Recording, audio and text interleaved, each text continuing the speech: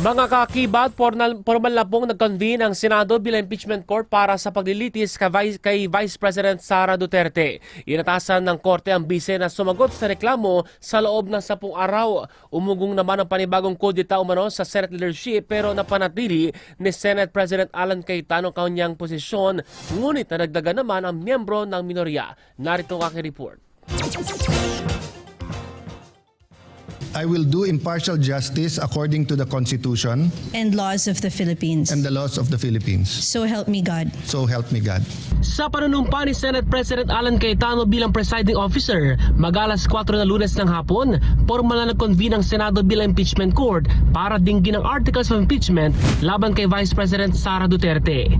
Solemnly swear that in all things pertaining to the trial of the impeachment of Vice President Sara Zimmerman Duterte,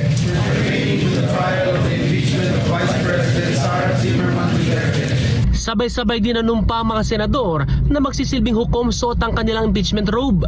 Maliban kay Senador Ronald De La Rosa na absent sa sesyon. Ayon kay Senador Christopher Go na kilalang kalyado ng bise, magiging patas siya sa impeachment trial. Ako naman magiging impartial po ako. Inihalal po ako ng 27 million Filipinos. Pinagkatiwalaan po tayo ng 27 million Filipinos. Hindi ko sasayangin yon. Magiging impartial po ako, ngunit dapat lumabas po yung katotohanan. The truth ang importante rito. Yun yung inaabangan ng Pilipino rito, yung katotohanan. So, kung meron akong makitang sinungaling, kaya nga pwede ako nagsalita ng mga nakarang araw. Kung may makita akong sinungaling dyan sa pinipresenta, ay sasabihin ko, sinungaling yan. Hirit naman ni Senator Erwin Tulfo. This is it, proceed. Kasabay nito, mag-i-issue ng writ of summons sa impeachment court para paharapin ng bise. Inatasan din siya magsumite ng sagot sa loob ng 10 araw. Sa payag ng defense team ng Vice Presidente, kinilala nito ang pagbubukas sa impeachment court. Tiniyak ng kampo na maghain sila ng tugon sa mga patawag nito. Pero bilang respeto sa proseso, ay hindi muna sila magbibigay ng dagdag na komento.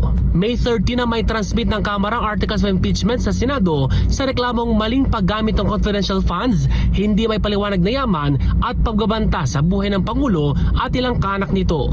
Ngayong Lunes din, umugong ang panibagong umanong kudita sa Senate leadership, eksaktong 1 linggo mula na makakuha ng 13 boto si Cayetano para patalsikin si Senador Tito Soto bilang pinuno ng mata sa kapulungan. Nagpulong ilang minority senators ilang oras bagong sesyon pero walang nangyaring palitan sa liderato. Sa halip ay sumapi sina Senators Mig Zubiri at J.V. Ejercito sa minorya. Thank Mr. President for the trust and honor that I was offered to become the majority leader. But as I have mentioned to you personally that as of this time I would rather maintain my independence. Nananatiling 13 bilang ng mayorya sa Senado habang 11 na ang miyembro ng minorya. Ace Cruz, Newslight.